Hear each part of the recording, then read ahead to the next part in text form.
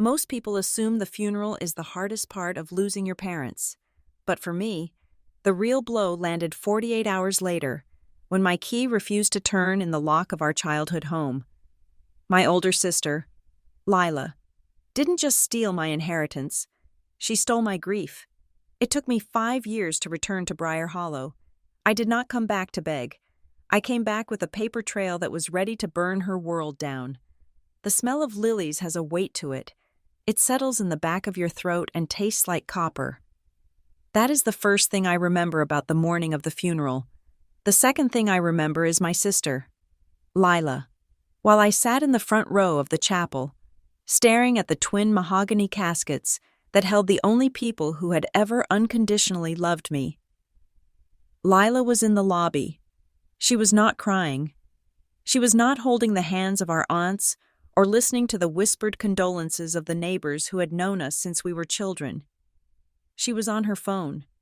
I watched her through the open double doors. She was wearing a black dress that was tailored perfectly, sharp at the shoulders, signaling competence rather than grief. She had a clipboard. I saw her talking to the funeral director, nodding rapidly, pointing at a line on an invoice, and then handing him a check with a snap of her wrist that I could hear from 30 feet away. She looked efficient. She looked like a general inspecting a battlefield. "Ariana," she had said to me that morning, her voice tight and clipped, "You are a mess. Let me handle the logistics. You just focus on breathing." I believed her. I was 33 years old, but in the sudden, airless vacuum left by our parents' car accident, I felt like a child. I was numb, vibrating with a shock that made my hands shake if I tried to hold a cup of coffee. I was grateful that Lila, who was 5 years older and infinitely more practical, was there to steer the ship. I did not know then that she was steering it straight into an iceberg. After the service, the house in Briar Hollow filled with people. It was a good house, a sprawling 2-story Victorian that our father had spent 20 years restoring. The floors creaked with the weight of the community. People brought casseroles covered in foil. They brought pies. They brought stories about my father's bad jokes and my mother's garden. I sat on the velvet sofa in the living room, holding a paper plate I could not bring myself to look at. Lila moved through the crowd like a shark in shallow water. I saw her cornering Uncle Mike, asking about the lawn equipment in the shed. I saw her speaking to Mrs. Gable, the town clerk. Her voice dropped low. At one point, she came over to me. She placed a hand on my shoulder. Her fingers felt cold. "Give me your house keys." "Ari," she said. I looked up, blinking. "Why?" "I need to make copies for the estate agent and the cleaning crew," she said. "Just for the assessment. Mom and Dad kept their spares in the safe, but I cannot find the combination yet. Yours are the only loose set." It made sense. Everything Lila said made sense because she spoke with the absolute confidence of someone who has read the instruction manual for life. I dug into my purse, my fingers brushing against the old leather keychain my dad had given me when I got my license, and I handed them to her. She did not say thank you. She dropped them into her blazer pocket and turned away to speak to a man I did not recognize. A tall man in a gray suit who looked bored, checking his watch while standing next to the fireplace. 2 days later, the house was quiet. The casseroles were in the fridge. The flowers were beginning to wilt. I was sitting at the kitchen table, staring at the grain of the wood. Lila placed a stack of papers in front of me. The stack was thick, held together by a heavy binder clip. "We need to do this while the iron is hot," she said. She poured me a glass of water. "What is it?" I asked. My voice sounded rusty. "Probate forms," she said. "Just standard administrative things. Transfer of utilities, insurance claims, the initial filing for the court. It looks like a lot." I said, "It is just boilerplate." She said, "Look, Ari, you are grieving. You can barely dress yourself right now. Do you really want to spend the next 6 months on the phone with the electric company? Do you want to go to court and stand in front of a judge and talk about Dad's bank accounts?" I shook my head. The thought made my stomach turn. I did not think so. She said, "I am willing to take this burden. I will be the executor. I will handle the debts, the taxes, the maintenance. You just sign here, agreeing that I have the authority to handle the estate. Then you can go back to your apartment in the city, or stay here and rest. You can just heal." She clicked a pen and held it out to me. I looked at the top page. Waiver of notice and consent. The words swam before my eyes. "Are you sure?" I asked. "Ariana," she said, her voice dropping into that soothing, condescending register she used when we were teenagers. "We are sisters. We are all we have left. Do you think I would hurt you?" I took the pen. I signed. I signed page after page, wherever she pointed. I signed away the headache. I signed away the stress. I did not know I was signing away my life. The shift happened 72 hours later. I had gone out to the pharmacy to pick up a prescription for the anxiety medication my doctor had called in. I was gone for perhaps 40 minutes. When I returned, the late afternoon sun was hitting the porch in that golden, heavy way that always made me think of summer evenings from my childhood. I walked up the steps. I put my key, the spare set Lila had returned to me the day before, into the lock. It did not turn. I frowned. I jiggled it. I pulled it out and tried again. It hit the tumblers and stopped dead. I knocked. "Lila?" Footsteps approached from the inside. The door opened, but only a crack. Lila stood there. She was not wearing black anymore. She was wearing jeans and a t-shirt, and she held a roll of packing tape. "Lila," I said, "the key is stuck." "It is not stuck," she said. "I changed the locks this morning." I stared at her. "Why?" "Security," she said. "There were too many people in and out during the wake. I cannot be too careful with the estate's assets." The estate's assets. She said it as if the house was a factory, not the place where we had learned to walk. "Okay," I said. "Well, let me in. I need to lie down." Lila did not move. She looked at me, and for the first time, I saw something behind her eyes that scared me. It was a total lack of empathy. It was a blankness. "That is actually what we need to talk about," she said. "You cannot stay here tonight." "What?" I laughed.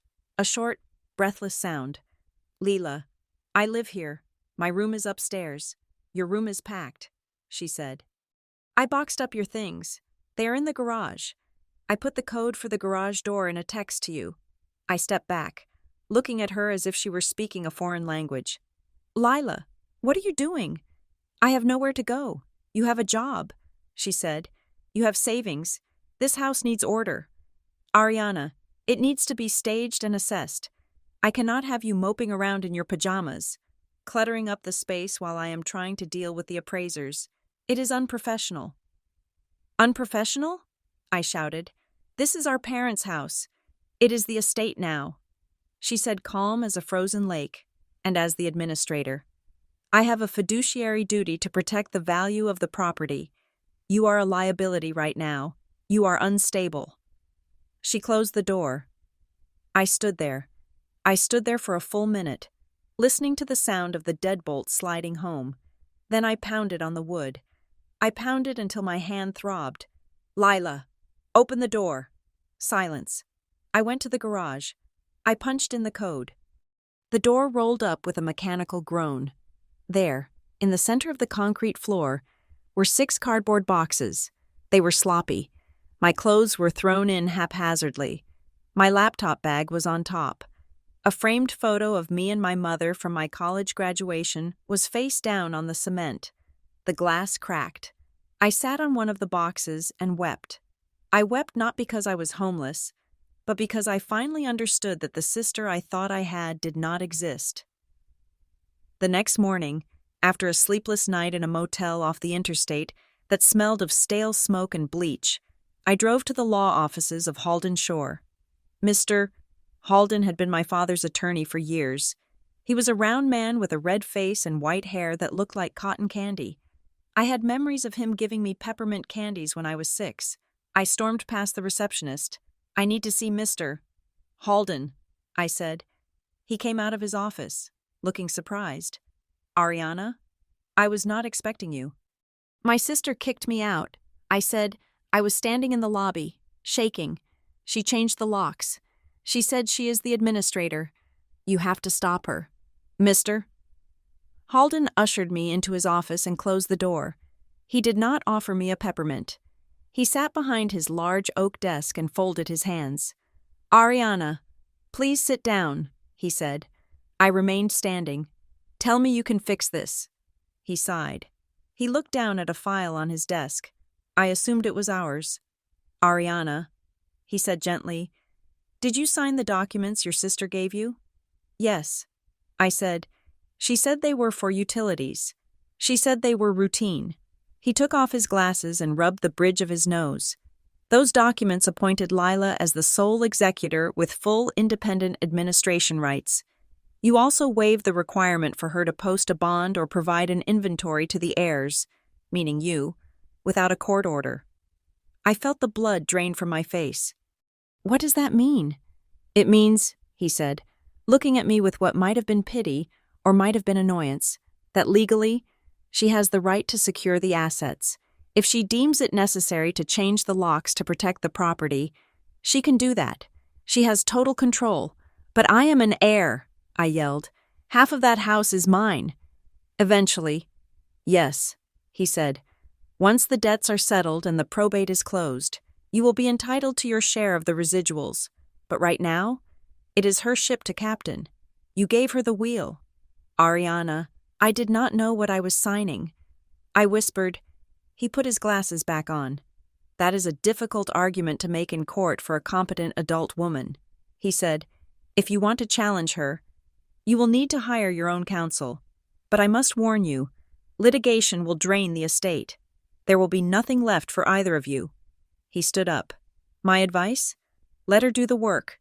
Wait for the distribution. Do not fight a war you started by signing a peace treaty." I walked out of his office into the bright, blinding sunlight of Main Street. I felt sick. I felt foolish. I had been handled. I went back to the house one more time.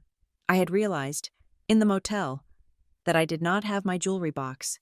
It contained a necklace my grandmother had brought over from Italy.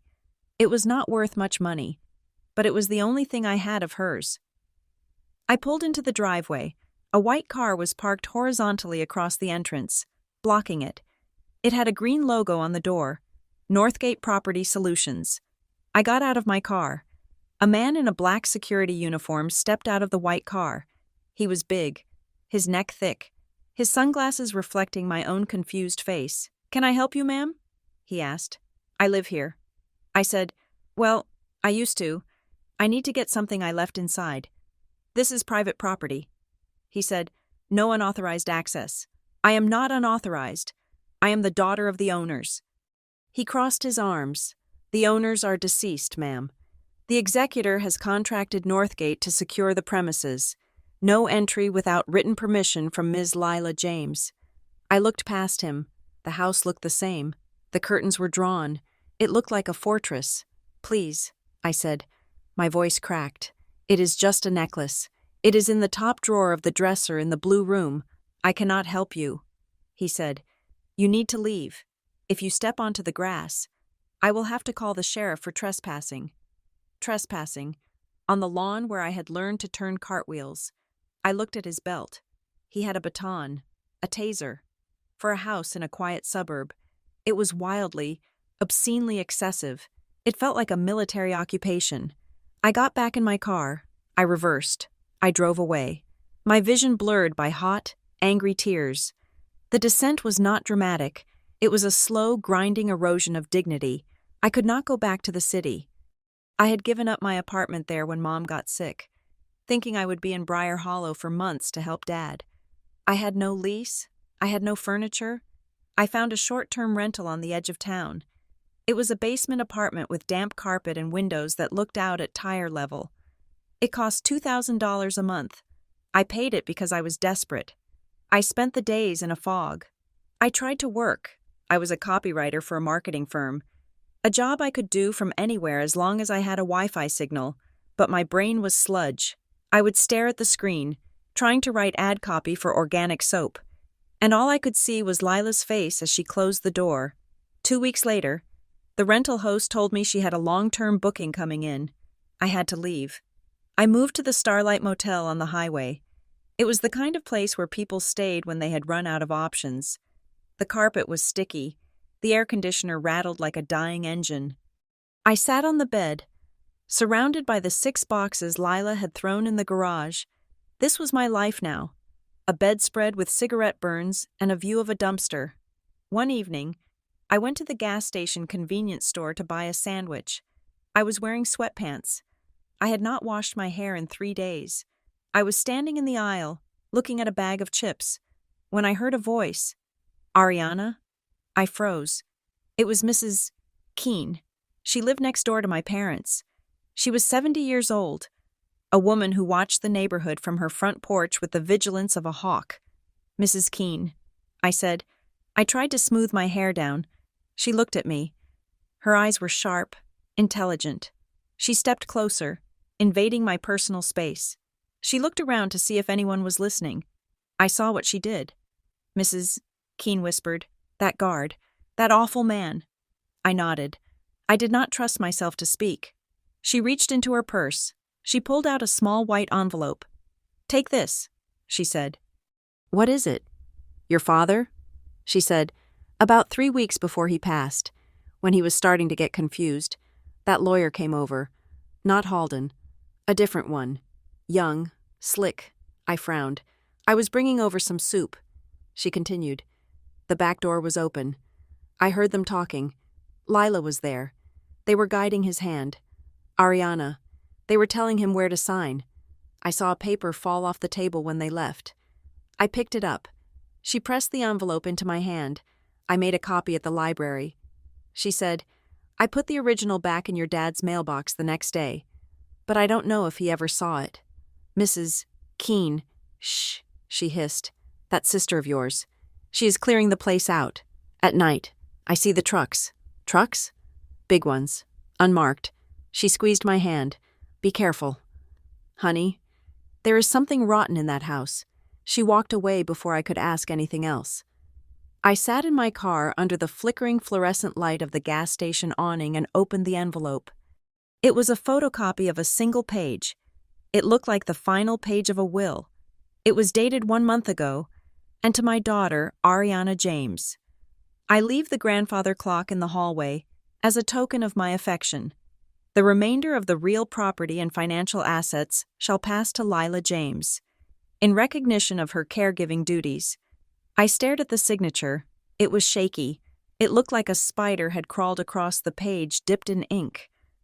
My father had a bold, sweeping signature. This was the scrawl of a man who could barely hold a pen. The grandfather clock. That was it. I drove back to the neighborhood that night. I parked 3 streets over and walked through the backyards, dodging motion sensor lights, feeling like a criminal in the town where I had been a Girl Scout.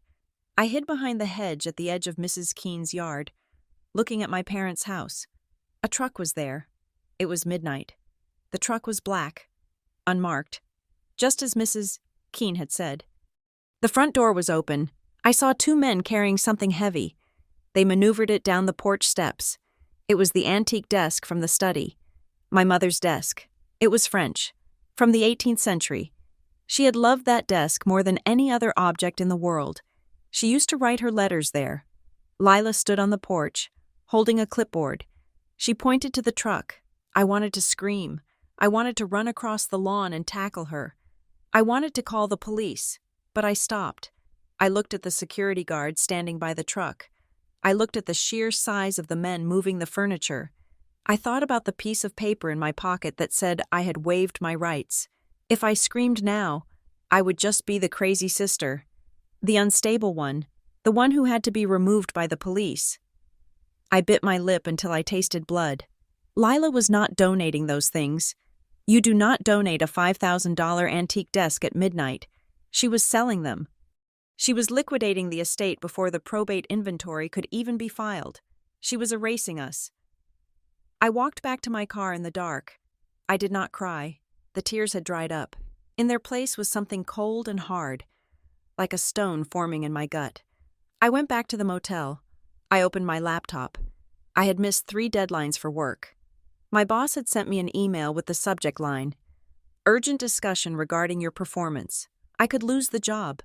If I lost the job, I would lose the motel room. If I lost the room, I would be sleeping in my car. I had a choice. I could go to Lila's door tomorrow and beg. I could scream and fight and make a scene that would surely end with me in handcuffs, or I could survive. I sat down at the wobbly table. I replied to my boss. I apologize for the delay. There was a family emergency, but it is resolved. I am attaching the copy now. I will have the next batch to you by morning. I typed until my fingers ached. I typed through the grief. I typed through the rage. I made a rule for myself, staring at the peeling paint on the wall. No public scenes, no begging. I would not give Lila the satisfaction of seeing me break. I would not give the town of Briar Hollow the show they wanted. I worked until the sun came up, when I opened the door to get some fresh air. I saw a piece of paper taped to the outside. It was bright orange. Notice to vacate. Guest, Ariana James. Reason, unpaid balance on account. Amount due, $340. Deadline, 12 p.m. Today. I stared at the paper. I had $300 in my bank account. The check from work would not clear for 3 days. I looked at the date on the notice. It was exactly 1 month since my parents had died. In 30 days, I had lost my mother. I had lost my father. I had lost my home. I had lost my heritage. And now, I was losing the roof over my head. I took the notice down. I folded it carefully and put it in my pocket, right next to the forged will page. I had nothing left to lose, which meant I realized with a strange, dark clarity that I had nothing left to fear. I went back inside to pack my 6 boxes. It was time to go. Marrow Bay was the kind of city where people went to be forgotten. It was 2 hours north of Briar Hollow, a sprawling grid of industrial gray and rusted brick, nestled against a lake that always looked like cold soup. I chose it for the simple reason that I could afford it. I found an apartment in a neighborhood called The Yards. It was a studio on the 4th floor of a walk-up that smelled permanently of boiled cabbage and floor wax. The rent was $600 a month. I had sold my car, a reliable sedan I had owned for 6 years, to a dealership on the way out of town for $4,000 cash. That money was my lifeline. It was my first month's rent, my security deposit, and my grocery budget for the foreseeable future. I did not tell anyone where I was. I did not call my friends from college. I did not update my social media. Shame is a powerful silencer. It wraps around your throat like a scarf pulled too tight. How do you tell people that at 33 years old? With a college degree and a career, you have been evicted from a motel and locked out of your inheritance by your own sister? You don't. You disappear. I took a second job. My remote copywriting work was steady, but it was not enough to rebuild a life from zero. I found a position doing data entry for a logistics company on the night shift. It was mindless work, typing shipping codes into a terminal from 8 in the evening until 4 in the morning. It was perfect. It kept me awake. It kept me from dreaming. For the first month, I existed in a state of suspended animation. I worked. I slept. I ate ramen noodles and apples. I stared at the water stain on the ceiling that looked like a map of a country that did not exist. But grief is a restless energy. It has to go somewhere. If you do not let it out in tears, it turns into something harder. For me, it turned into a list. I bought a notebook. It was a simple black composition book, the kind with the marbled cover that school children use. I bought it at the corner store for $2. I sat at my wobbly kitchen table, which was actually a card table I had found on the curb, and I wrote the truth on the first page. I started writing down everything I could remember. I did not write about my feelings. I did not write about how much I missed my mother's laugh or the smell of my father's pipe tobacco. I wrote down facts.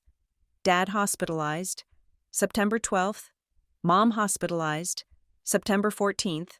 Dad moved to ICU, September 20th. First mention of the will, October 2nd. Funeral, October 10th. Locks changed, October 14th. I wrote it all down. I cross-referenced the dates with my text messages, with my call logs, with the few emails I had saved. I started to build a timeline. It was during this process, late one Tuesday night while the radiators hissed and clanked, that I noticed the first crack in reality. I had requested copies of the probate filings from the county clerk in Briar Hollow. It had cost me $50 in fees, and I had them mailed to a post office box in Marrow Bay, so Lila would not see my address. I spread the documents out on the floor. There was the petition for probate, there was the waiver I had foolishly signed, and there was the affidavit of witness for the new will, the will Mrs. Keene had warned me about, the one that left me nothing but a clock. I looked at the date next to my father's signature on the affidavit. September 24th. I froze. I went back to my notebook. I flipped the pages. September 24th. I picked up my phone and scrolled back through my photos. I found a picture I had taken that day. It was a photo of my father's hand holding mine. The timestamp was 2 p.m. In the background, the vitals monitor was visible. He had been intubated on September 23rd. On September 24th, my father was in a medically induced coma. He could not lift a finger, let alone hold a pen. He could not speak. He could not read. I looked at the signature on the affidavit again. It was shaky. Yes, but it was there. And right below it was the stamp of a notary public, Elias Thorne, and the signature of a witness, Sarah Jenkins. I did not know a Sarah Jenkins. My parents had lived in Briar Hollow for 40 years. I knew every neighbor, every friend, every deacon at their church. I had never heard that name. My heart began to hammer against my ribs. This was not just Lila being greedy. This was forgery. This was a felony. I sat there on the floor, shivering despite the heat of the apartment. I felt a sudden, desperate need to hear my sister's voice. I needed to know if she knew. I needed to know if she was the architect of this lie, or if she was just a beneficiary of it. I dialed her number. It was late, almost 11 at night. She answered on the second ring. Hello? Her voice was thick, as if she had been sleeping or crying. Lila, I said, it is me. There was a long silence. I could hear the hum of the refrigerator in the background. My parents' refrigerator. Ariana, she said, where are you? I have been worried sick. You kicked me out. Lila, I said, you cannot be worried about someone you evicted. I did not kick you out, she said, her voice shifting instantly from sleepy to defensive. I asked you to leave so I could manage the estate. You are the one who ran away. You disappeared. Aunt Carol has been asking about you. Everyone thinks you had a breakdown. I looked at the document on the floor. Lila, I said, I'm looking at the probate papers. Silence again. Sharper this time. Why are you doing that? She asked. I am looking at the date Dad supposedly signed the new will. I said, September 24th. Lila. He was in a coma. He was intubated. Oh, Ariana. She sighed. The sigh was filled with a pity that made my teeth ache. You are confused. The grief has scrambled your memory. He had good days and bad days. You were not there every minute. You were always going outside to call your job. Remember? You were so busy with your career. I was not busy, I said, my voice rising. I was calling my boss to take leave. And he was intubated. Lila, you cannot sign a legal document when you are on a ventilator. Stop it, she snapped. The pity was gone. Now there was only anger. You are just trying to find a way to blame me because you feel guilty. You feel guilty that you were not around for the last 5 years while I was the one driving them to appointments. I was the one mowing the lawn. I was the one who was there. Ariana. And now you want to come back and pick apart paperwork? I did not abandon them, I said, tears pricking my eyes. I lived 3 hours away. I came every weekend. You abandoned this family, she said. Her voice was cold, final. And now you are abandoning me. I am here trying to save this house, trying to pay off the debts Mom and Dad hid from us. And you are somewhere off in the dark playing detective. Debts? I asked. What debts? The house was paid off in 1998. That shows how much you know, she said. Just leave me alone. Ariana, if you want to sue me, sue me. Spend the money you do not have, but do not call me at night and accuse me of crimes. I am your sister. She hung up. I sat there, holding the phone, listening to the dial tone. My hand was shaking. For a second, just a split second, I believed her. Her performance was so absolute, so grounded in her own reality, that it made me doubt the facts in front of me. Maybe I had the dates wrong. Maybe he had woken up. I went back to the notebook. I looked at the photo again. The date was immutable. The intubation tube was visible. She was lying. She was lying, and she was good at it. I spent the next week digging. If Lila said there were debts, I wanted to see them. I went to the public library in Morro Bay because I did not have internet in my apartment yet. I used the public terminal to access the county recorder's office. I searched for the property records of our house. There it was, deed of trust. But the date was wrong. It was not from 20 years ago. It was dated 2 weeks after the funeral. Borrower, Lila James. Executor, lender, Juniper Crest, lending. Amount, $350,000. I stared at the screen. She had refinanced the house. She had taken out a mortgage for nearly the full value of the property immediately after taking control. I searched for Juniper Crest Lending. Their website was a single page with a stock photo of a handshake and a phone number. I dug deeper. I found reviews on consumer watchdog sites. Predatory lender, bridge loans with balloon payments, interest rates at 14%. They take your house if you miss one payment. Why? Why would she do this? If she wanted the house so badly, why put it in immediate jeopardy with a loan shark? Then I remembered something else. I opened a new tab. I went to my email provider. I had been locked out of my primary email account, the one I had used for everything, right around the time of the funeral. I had assumed it was just a glitch, or that I had forgotten the password in my haze of grief. I had simply created a new one and moved on. But now, I was suspicious. I tried to recover the old account. I went through the security questions. What was the name of your first pet? What is your mother's maiden name? Lila knew the answers to all of these. I got in. I went to the security settings. I looked at the login history. There were successful logins on October 12th, October 15th, and October 20th. The IP address was located in Briar Hollow.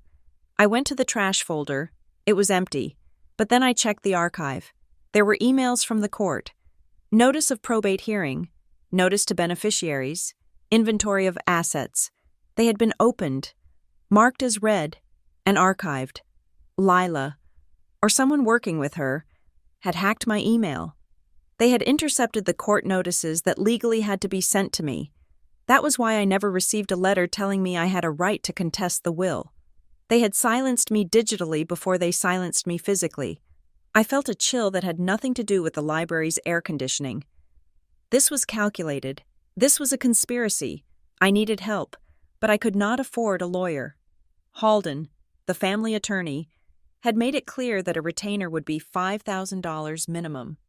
I had $400 left after rent. I saw a flyer on the community board near the library exit. Tenant rights and legal aid clinic. Free consultation every Wednesday. Walk-ins. Welcome. I went the next Wednesday.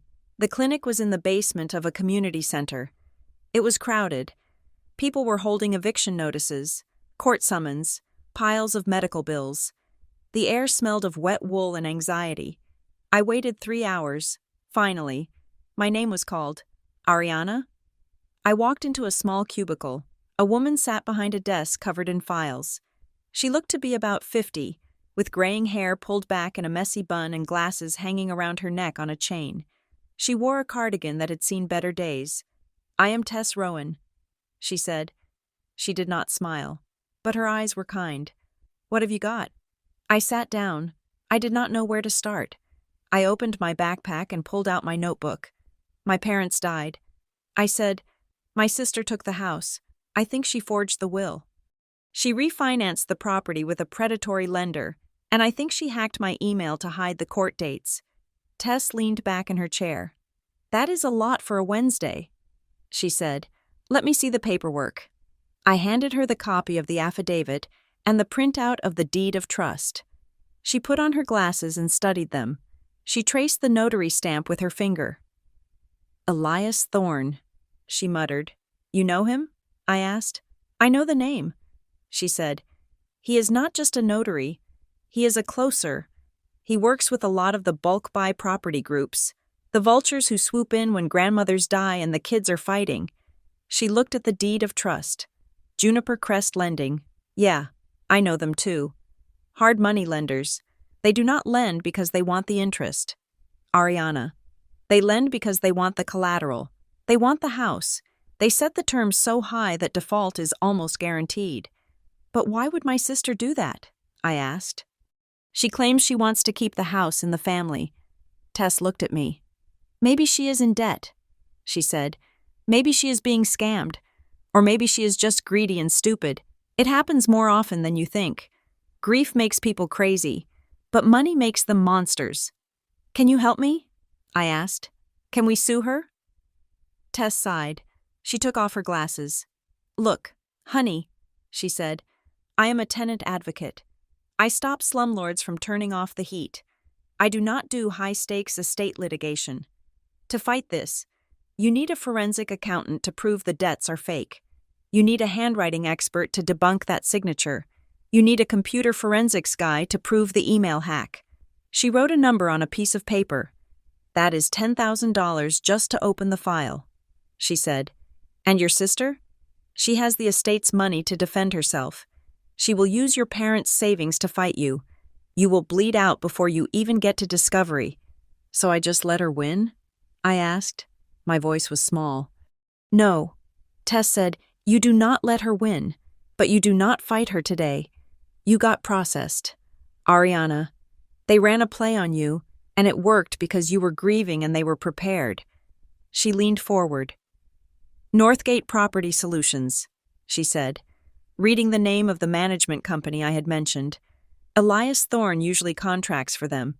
If he notarized that will, and Northgate is managing the property, and Juniper Crest is holding the note.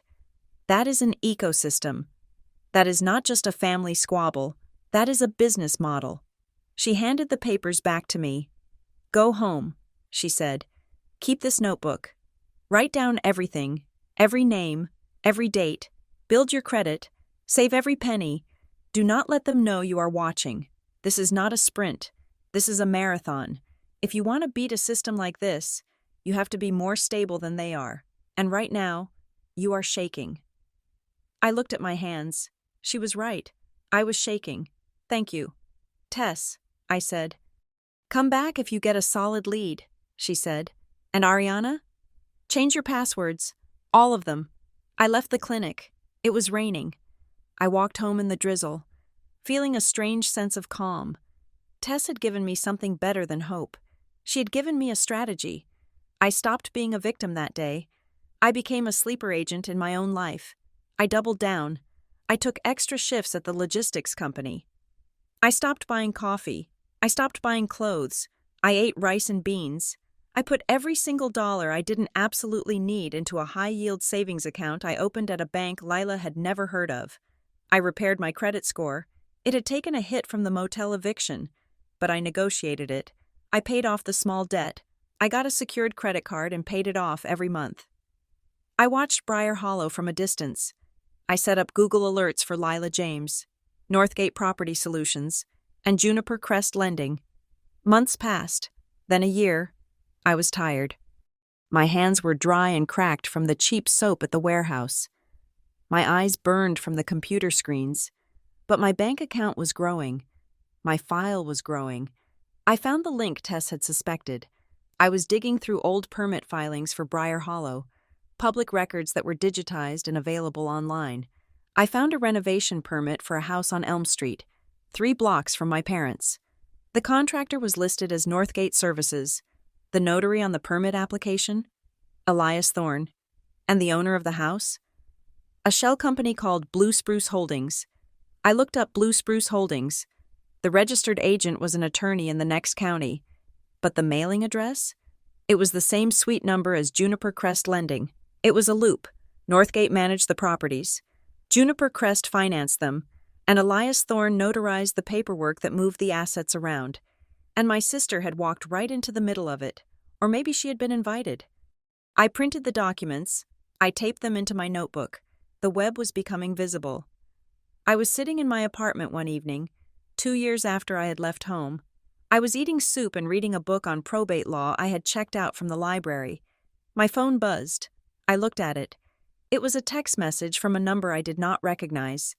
The area code was from Briar Hollow. I opened it. "Stop digging. You won't like what you find." I stared at the screen. My heart did not race this time. My hands did not shake. They knew. Somehow, they knew I was looking. Maybe I had triggered a digital tripwire when I downloaded the permit.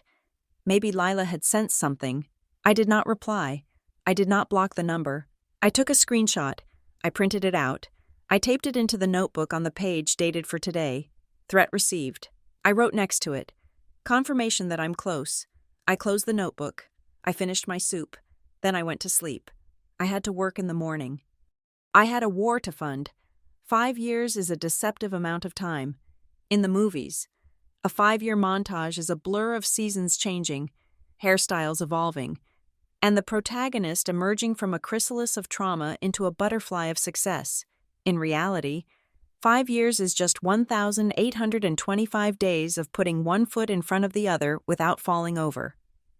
By the time I turned 38, my life in Morro Bay had calcified into something sturdy. I was no longer the woman who wept on a motel bedspread.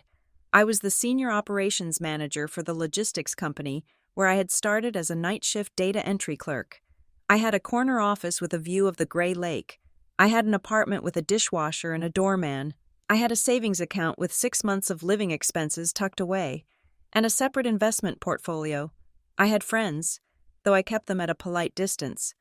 I had dated a nice man named David for 2 years, a structural engineer who liked to cook. But we broke up because he told me I always seemed to be listening for a noise he could not hear. He was right. I was listening for the other shoe to drop. The grief notebook I had started in that drafty studio apartment had evolved. It was no longer a composition book. It was a terrifyingly organized digital database, encrypted and backed up on 3 separate hard drives. It contained every public record, every tax filing, and every permit application related to my family's estate and the entities circling it. I had built a new life, yes, but the house in Briar Hollow remained a silent bruise on my psyche. I could go days without thinking about it. And then I would smell a certain brand of floor polish, or hear a screen door slam, and I would be back on that porch, staring at the lock that refused to turn. The breakthrough did not come from a dramatic revelation. It came from a typo. I was reviewing my father's old bank statements from 20 years ago, documents I had salvaged from a forgotten cloud storage account I finally cracked. I was looking for patterns in his spending, trying to understand the debts Lila claimed we had. I found a check written in 2002. It was made out to Archer, Davis Associates. The memo line read, "Estate planning/wills." I froze. "Mr. Halden at Halden Shore had been my father's attorney for business matters, but this check suggested he had gone elsewhere for his personal estate planning. I looked up Archer, Davis Associates. The firm had dissolved 10 years ago, absorbed by a larger regional practice, but the internet is a graveyard that never truly empties. I found an old press release listing the partners. I found a LinkedIn profile for a woman named Beatrice Corwin, listed as senior paralegal. Archer, Davis Associates, 1995 to 2015. She was retired, living in a suburb just outside of Morro Bay. I sent her a message. I did not expect a reply. 3 days later, my phone rang. "Is this Ariana James?" an elderly voice asked. "Yes," I said. "I remember your father." Beatrice said, "Arthur James. A true gentleman. He always brought us donuts when he came in to sign papers. He was very specific about his wishes. He wanted everything split 50-50. He said he did not want his girls to ever fight over money." My chest tightened. "You remember the will?" "I typed it myself." She said. I took a breath. "Beatrice, that will was never probated. A different will was filed, one that left everything to my sister." There was a pause on the line. Then she made a sound of disgust. "I am not surprised," she said. "I always thought it was strange how that file left our office." "What do you mean?" "It was about 6 months before your father passed." She said, We received a request to transfer the original execution copies to another firm, Halden Shore. Who made the request? I asked. You did. She said. The room seemed to tilt. Me? Yes, she said. We got an email from you. It had the authorization attached, signed by you and your father. It said you were consolidating his legal affairs and wanted the file moved. I remember thinking it was odd because your father had always been so adamant about keeping his business liability separate from his personal assets. But the paperwork looked in order. So we sent the physical file by courier. Beatrice, I said, my voice steady only because I had practiced this conversation in my head 1,000 times. I never sent that email. I never signed an authorization. I can show you the log. She said, I kept copies of all my transfer receipts. I have boxes of them in my garage. My husband tells me to throw them out, but I never do. I drove to her house that Saturday. She gave me a cup of tea and a photocopy of a transfer request form dated January of the year my parents died. The signature looked like mine, but it was too perfect. It looked like someone had traced it from my high school yearbook, and the email address at the top? ariana.j.executor@freemail.com. I have never owned that email address. Lila, or someone guiding her, had impersonated me to steal the only document that proved I was an equal heir. They had moved the evidence to Halden Shore, where it could be buried or destroyed, replacing it with the forgery Mrs. Keene had found. I thanked Beatrice. I asked if she would be willing to sign an affidavit stating that she had drafted the original 50-50 will. I will do better than that, she said, her eyes flashing behind her bifocals. I will come to court. I do not like being used as a pawn in a con game. I drove home with the window down. The cold air biting my face. I had the what. Now I needed the who. I went back to the public records. I started looking at the whole town of Briar Hollow, not just my street. I pulled the property transfer records for the last 7 years. I filtered for Northgate Property Solutions. I filtered for Elias Thorne, the notary. I filtered for Juniper Crest Lending. The pattern that emerged was not a crime. It was an industry. I found 12 other estates in Briar Hollow that fit the profile. In each case, an elderly homeowner had died. In each case, the property was transferred to a single heir or a trust shortly after death. In each case, a renovation loan was taken out with Juniper Crest Lending within months. And in each case, the property was eventually foreclosed upon or sold to a holding company managed by Northgate. It was a funnel. They targeted families in chaos. They isolated a vulnerable heir, someone greedy or desperate, or easily manipulated like Lila. They helped that heir seize control, cutting out siblings or other beneficiaries. Then they loaded the property with debt under the guise of repairs or taxes, and eventually, they swallowed the asset whole. My sister was not the mastermind. She was the host body, and she was dying. I looked up the tax records for our house. Delinquent. Lila had not paid property taxes in 2 years. The county had placed a lien on the house. I looked up court filings in Briar Hollow. There was a mechanic's lien filed by a roofing contractor 6 months ago. Unpaid invoice, $12,000. I looked up the permit history. There was an open citation from the City Code Enforcement Office, unpermitted construction of accessory dwelling unit, stop work order issued, fine pending, Lila was drowning. She had stolen the house, refinanced it for $350,000, and now, 5 years later, the money was gone.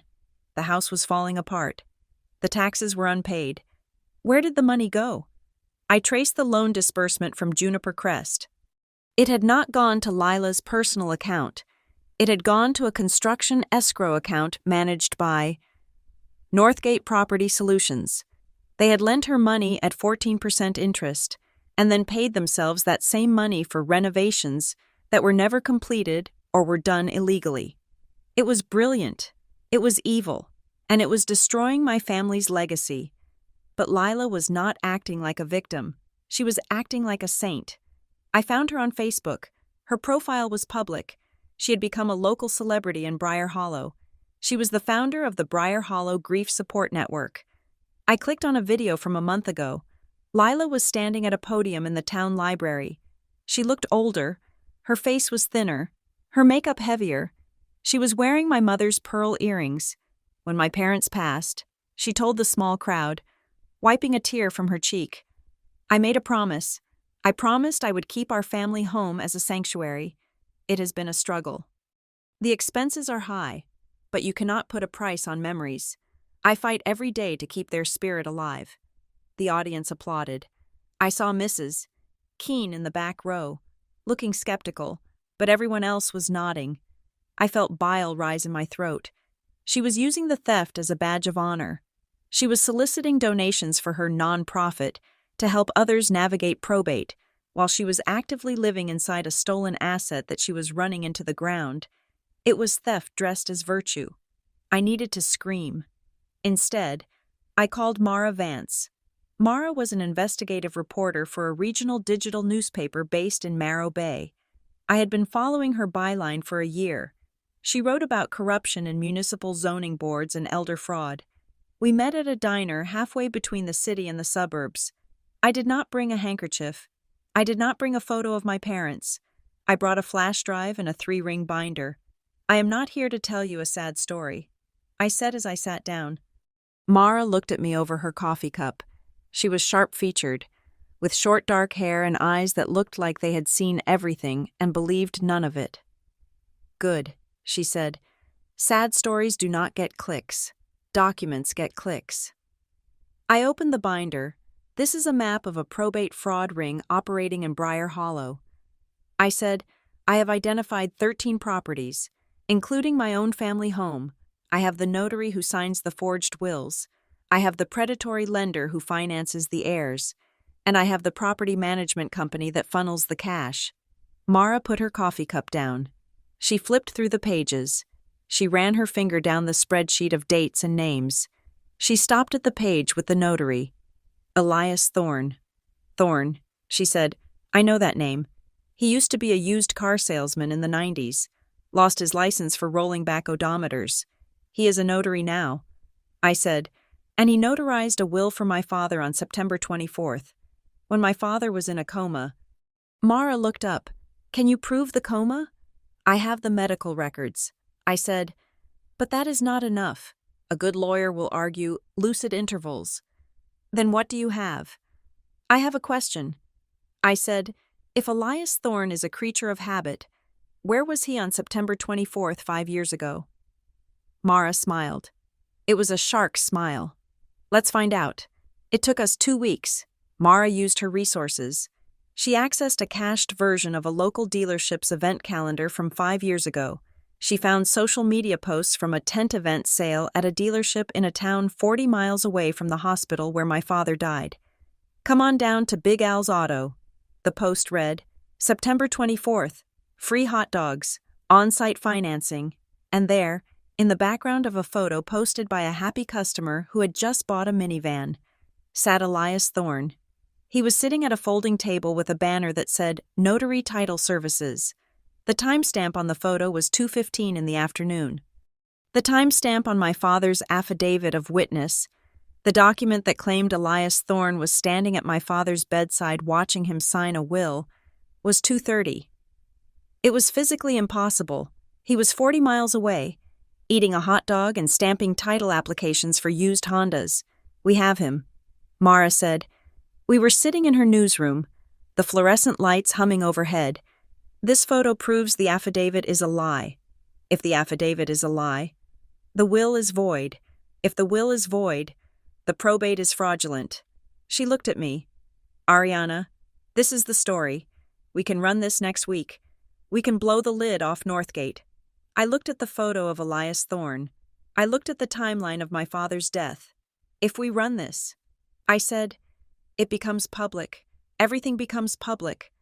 Mara said, "The forgery, the theft, the debts, and my parents," I said, "their medical records, their private struggles, the fact that their daughter is a thief." Mara softened slightly. "Ariana, your sister made this public when she filed that fake will. She made it public when she stood on a stage and used your parents' memory to solicit donations.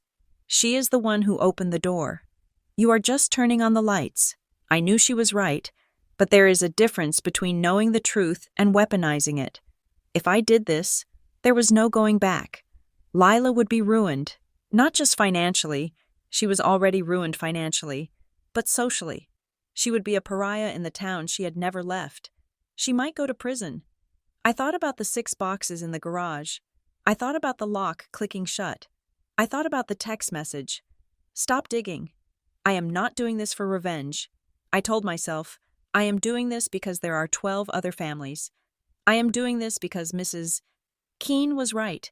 I am doing this because the house is not a house anymore. It is a crime scene. Run it? Mara asked. Not yet, I said. Why? Because Northgate is trying to renew their contract with the town of Briar Hollow. I said, I saw it on the council agenda. They are bidding to manage the city's affordable housing trust.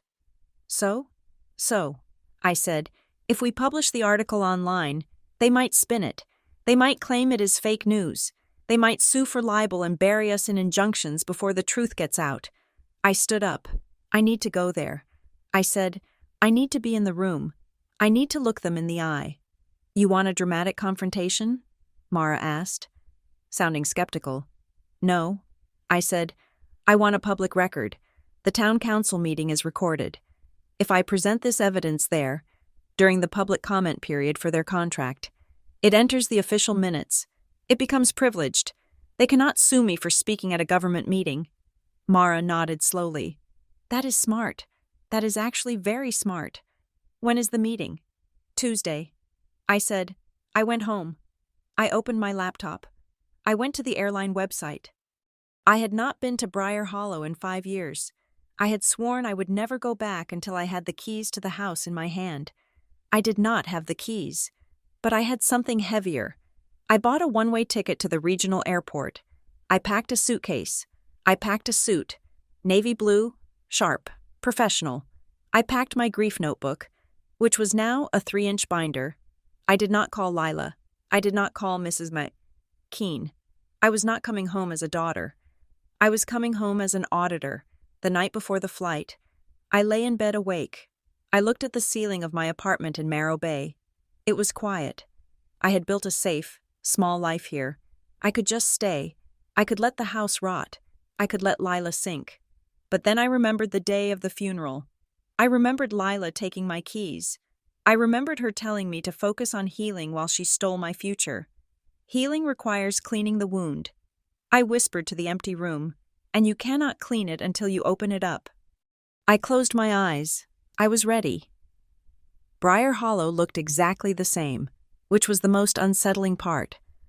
I drove my rental car down Main Street, passing the diner where I had eaten 1,000 grilled cheese sandwiches and the hardware store where my father had bought his lawnmower oil. The trees were bare, stripped by the November wind, and the sky was a flat, unmoving gray. It was a town preserved in amber, while my life had been shattered and glued back together in a completely different shape. I did not go to the house, not yet. I checked into a chain hotel out by the interstate, a place used mostly by truckers and sales reps. I requested a room on the back side, facing the woods. I did not want to be seen. I was not here to make a grand entrance. I was here to verify the ground truth before I dropped the hammer. My first stop was Mrs. Keene's house. I parked 2 streets over and walked, wearing a hooded coat and sunglasses, feeling ridiculous, like a spy in a bad movie. But small towns have eyes. If Lila knew I was here before I was ready, she would circle the wagons. Mrs. Keene opened her back door before I even knocked. She pulled me into her kitchen, which smelled of cinnamon and stale coffee. She looked older. Her hands shook slightly as she poured me a mug. You took your time coming back, she said. I had to be sure. I said, tell me about the house. She sat down, wrapping her cardigan tighter around herself. It is a turnstile. Ariana, she said. People in and out at all hours. Not friends, men with tool belts. But they never seem to fix anything. I see them taking things out more than bringing things in. And the dumpsters. Dumpsters? 3 in the last year, she said. Lila says she is decluttering. But I saw her throw out your mother's gardening bench. I saw her toss the old porch swing. It is like she is stripping the place down to the studs. Does she live there alone? Mostly, Mrs. Keene said, but she has a new friend, a man. He drives a silver luxury car. She calls him her investor. She brags about him at the beauty parlor. She says he's going to help her turn the house into a legacy asset. I felt a cold prickle on the back of my neck. Legacy asset. That was corporate speak. That was not Lila. Did she say his name? Mrs. Keene frowned. Cole, I think, or Clay, something short. He wears suits that cost more than my car. Cole. I opened my binder. I flipped to the organizational chart I had built for Northgate Property Solutions. Cole Mercer, Vice President of Acquisitions. He wasn't just an investor. He was the shark. I thanked Mrs. Keene and slipped out the back door. The enemy was not just at the gate. He was inside the walls, drinking tea with my sister. That evening, I attended the town council meeting. I sat in the back row of the high school gymnasium, wearing a baseball cap and a heavy scarf. The room was half full. The air smelled of floor wax and sweat. I saw Lila near the front. She was wearing a red dress that was too bright for a Tuesday night in a gymnasium.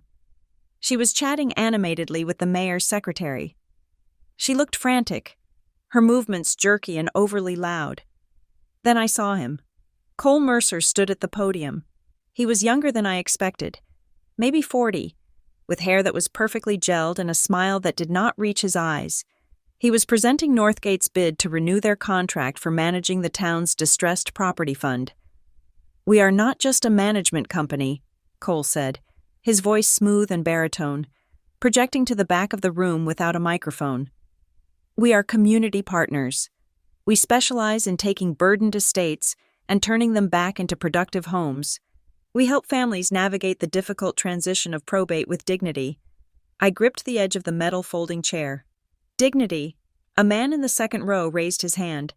It was Mr. Henderson, a local contractor. What about the lien fees? Mr. Henderson asked.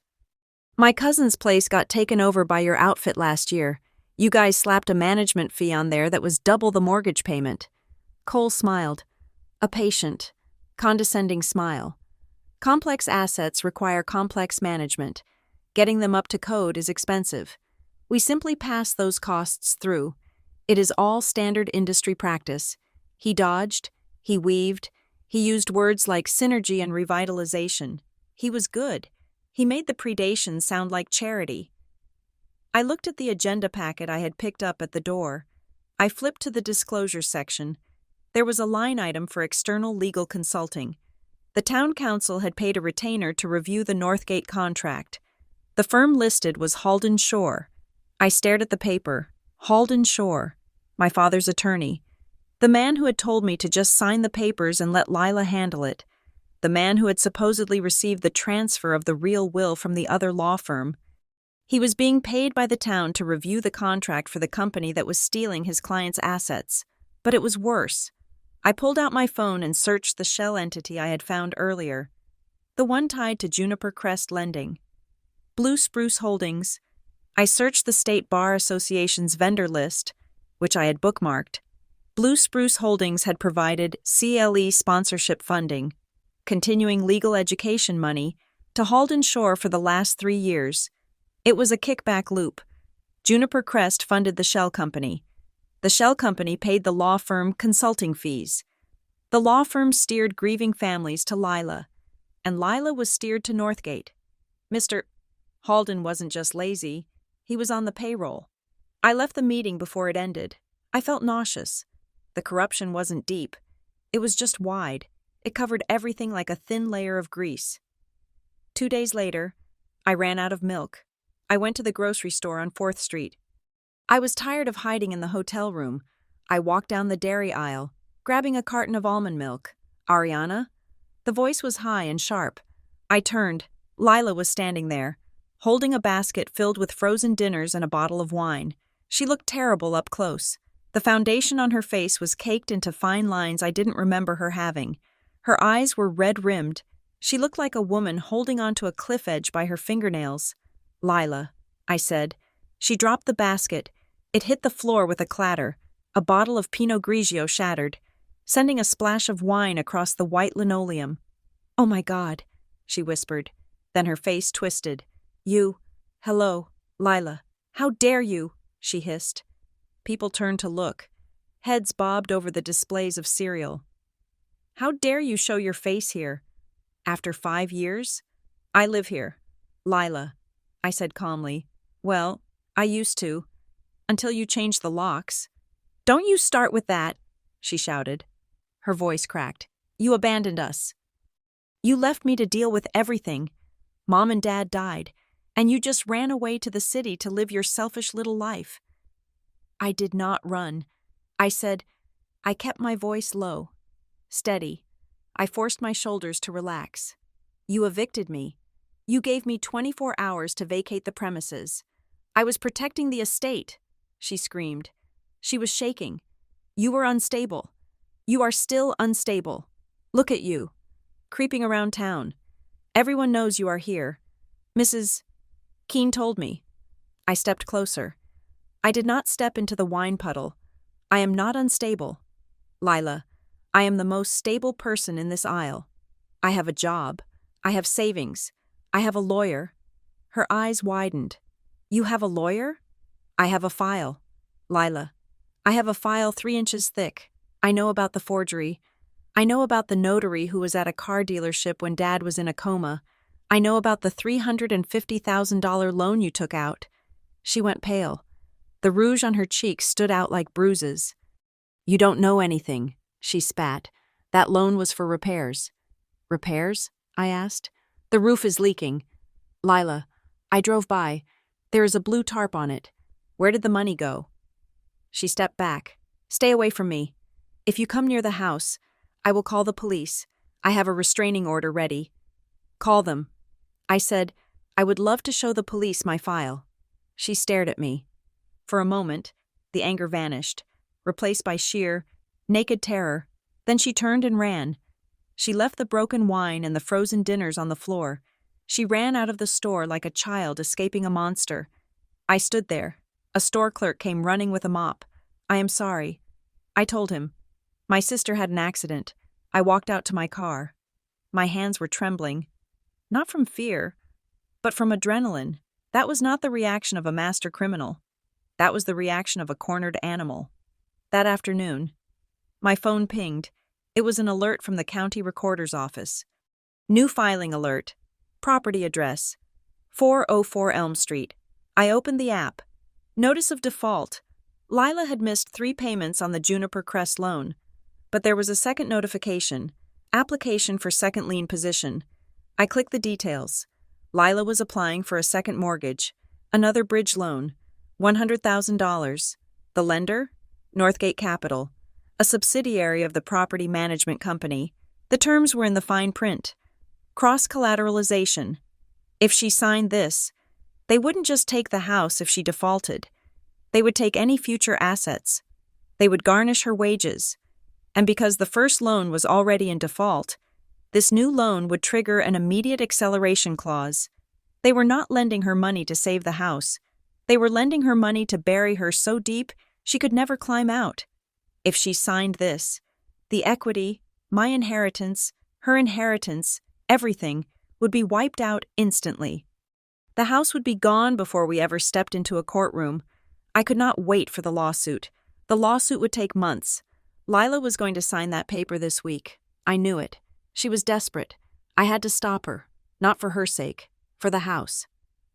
I sat in my hotel room and stared at the wall. I hated her. I hated her for the 6 boxes in the garage. I hated her for the 5 years of exile. But I needed her to not sign that document. I sent a text message. "Lila, I know about the default. I know about the new loan Northgate is offering you. Do not sign it. It is a trap. Meet me, 1 hour, the coffee shop on Main. I will bring a mediator. No lawyers, just us. If you don't come, I file the fraud evidence with the district attorney tomorrow morning and you go to prison. Your choice." I waited. 3 dots appeared, then disappeared, then appeared again. "Okay." I called Tess Rowan back in Marrow Bay. "Tess," I said, "I need a favor." Can you drive down here? Tonight? I rented a small conference room at the library. It was neutral ground. Tess arrived at 7. She looked tired, but she had her game face on. I am not her lawyer. Tess warned me. I am a neutral party here. If she confesses to a crime, I cannot protect her. I just need a witness. I said, I need someone in the room so she cannot lie about what was said later. Lila arrived at 7:15. She was wearing sunglasses. Even though it was dark outside, she sat at the far end of the table. She refused to look at me. Tess sat in the middle. Lila. Tess said gently, I am a tenant advocate. I am here to facilitate a conversation. Nothing more. Lila crossed her arms. Make it quick. Ariana has evidence that the will was forged. Tess said. Lila flinched. It was not forged. Dad wanted me to have the house. Lila. I said, I put the photo of Elias Thorne at the car dealership on the table. He was 40 miles away. She looked at the photo. She did not speak. I put the bank transfer records on the table. I know about the loan. Lila. I know you gave the money to Northgate for repairs that never happened. She picked up the paper. Her hand was shaking so hard the paper rattled. They are doing the work, she whispered. It is just delayed. Supply chain issues. Cole said, Cole is lying to you. I said, Cole is stealing from you, and now he wants you to sign a second loan to pay the interest on the first one. That is called a death spiral.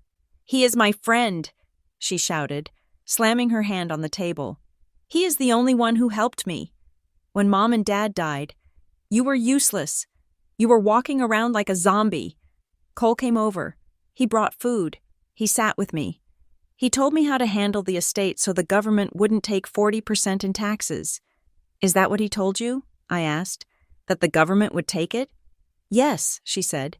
He said if we went through standard probate, the fees would eat everything. He said the only way to protect the asset was to move it quickly. He brought the papers. He said Dad had discussed it with him before he got sick. My stomach turned over. Dad had never met Cole Mercer in his life. Lila, I said softly. Dad didn't know Cole. He did, Lila insisted. Tears were streaming down her face now. Cole knew about the grandfather clock. He knew Dad wanted you to have it. He said Dad told him. Lila is the strong one. Lila can handle the house. Ariana is too sensitive. Ariana needs to be free. I stopped. The room went silent. Is that what this is about? I asked. You think Dad thought I was weak? He always protected you, Lila cried. It was a guttural sound, ripped from her chest. Growing up, it was always, watch out for Ariana. Help Ariana. Ariana is special. I was the workhorse. Ariana. I was the one who stayed here. I was the one who drove them to chemotherapy. And you just got to be the creative one, the writer, the one who left. She was sobbing now, ugly, gasping sobs. I wanted him to choose me. She choked out. Just once. I wanted him to trust me with the house. Cole said he did. Cole said this paperwork was just formalizing what Dad felt. I looked at Tess. Tess looked back at me, her expression grim. It was the perfect con. They hadn't just used greed. They had weaponized a lifetime of sibling rivalry. They had found the crack in Lila's heart, the feeling of being invisible, and filled it with flattery and fraud. Lila, I said. I stood up and walked to her end of the table. She flinched, as if I were going to hit her. I did not hit her. I sat down next to her. Lila, look at me. She looked up. Her mascara was running.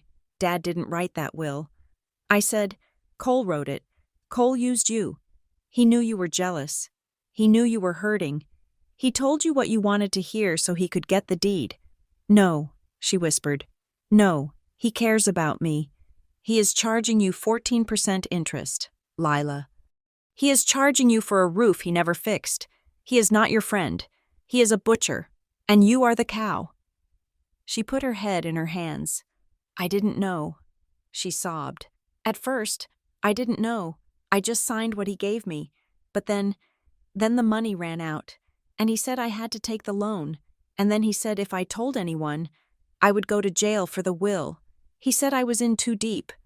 She looked at me, her eyes wide with panic. He said, I am an accomplice, Ari. He said if I go down alone. I felt a surge of cold anger. Blackmail. Of course, you are not alone. I slid a piece of paper toward her. It was not a lawsuit.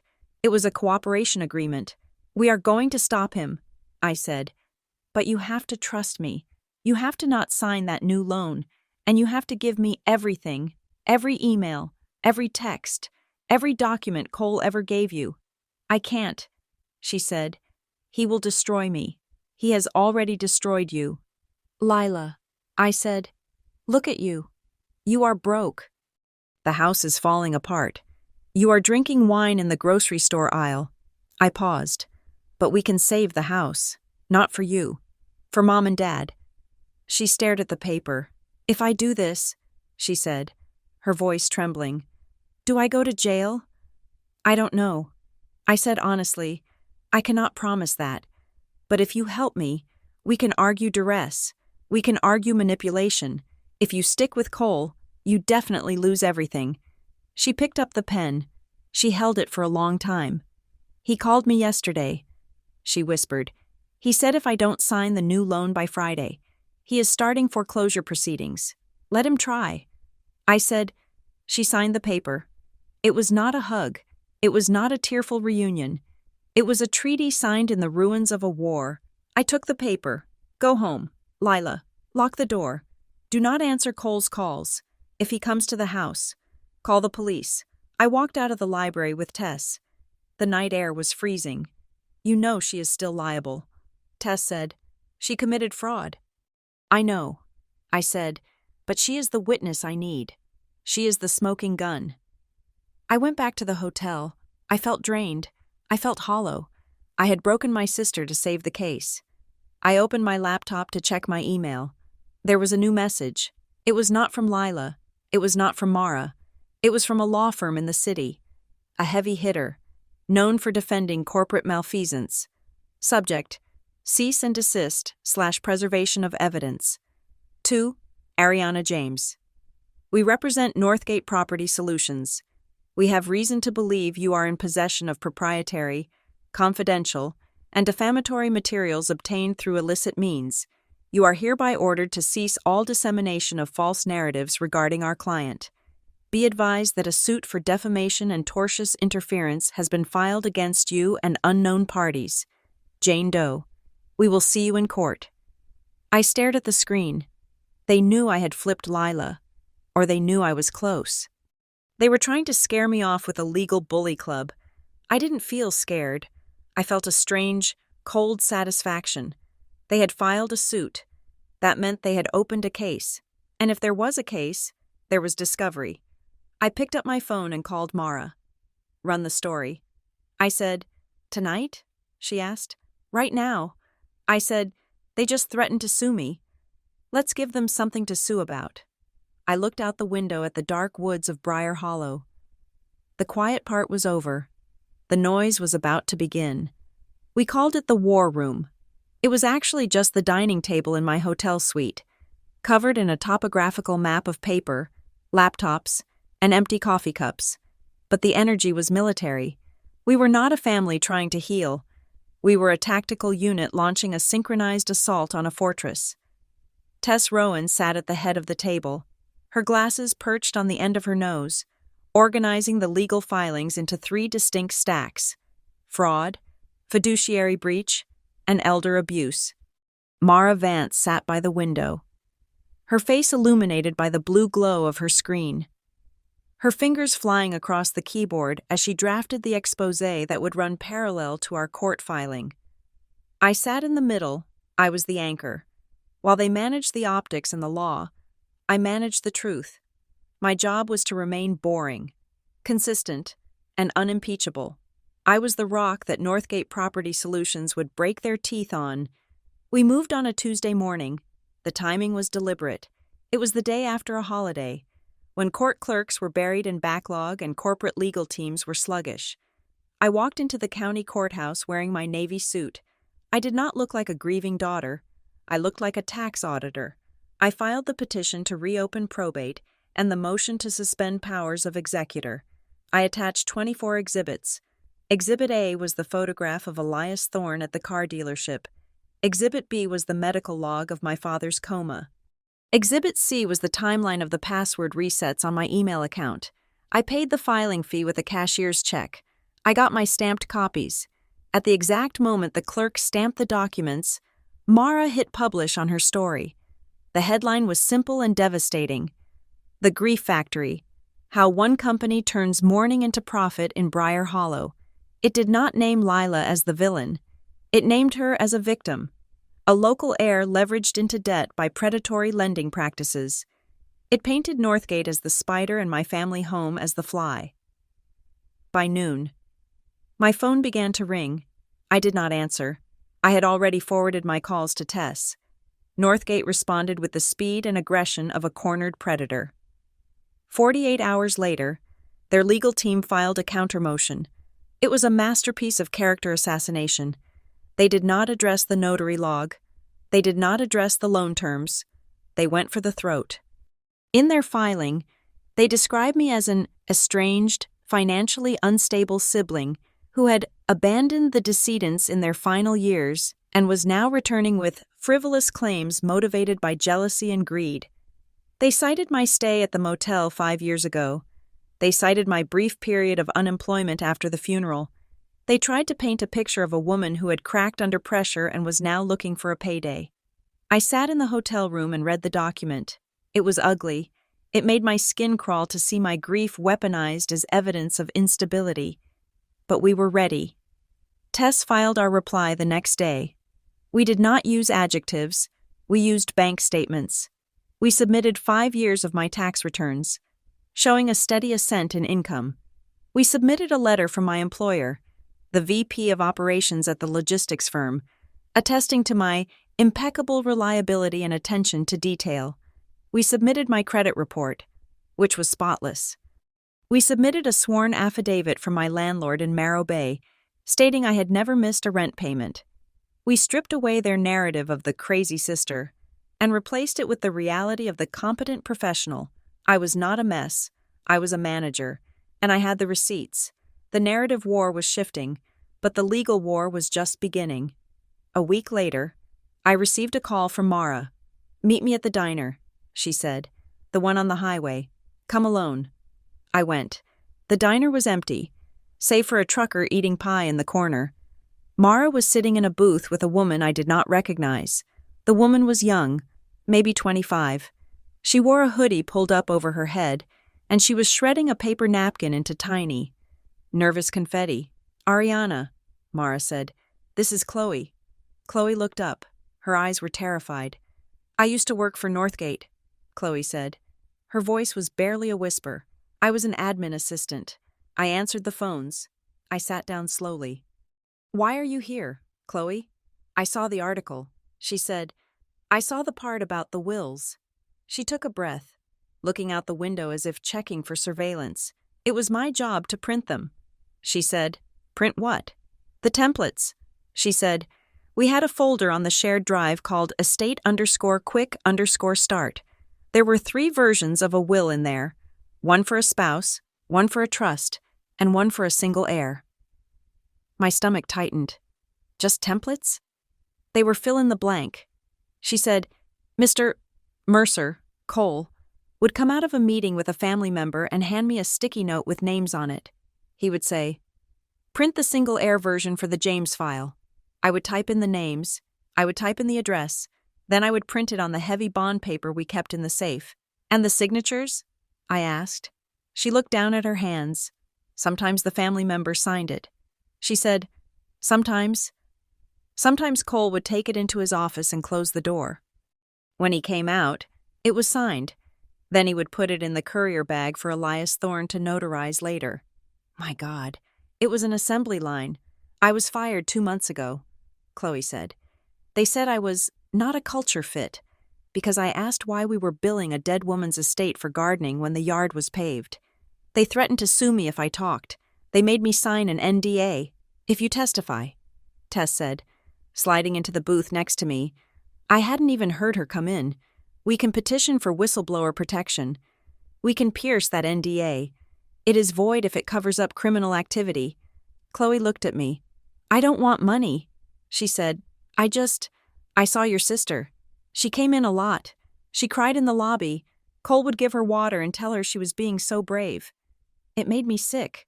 He was eating her alive and telling her it was a hug. I reached across the table and took Chloe's hand. It was cold. Help us, I said. Help me stop him. She nodded. With Chloe's statement secured, we had the mechanism of the fraud. Now we needed the scale of the theft. I spent the next 3 days doing something I had dreaded, auditing my parents' house. Tess had secured a court order for inspection of the asset. Lila had tried to block it, but the judge, a stern woman named Judge Halloway, who seemed annoyed by Northgate's evasiveness, had granted it. I walked up the driveway.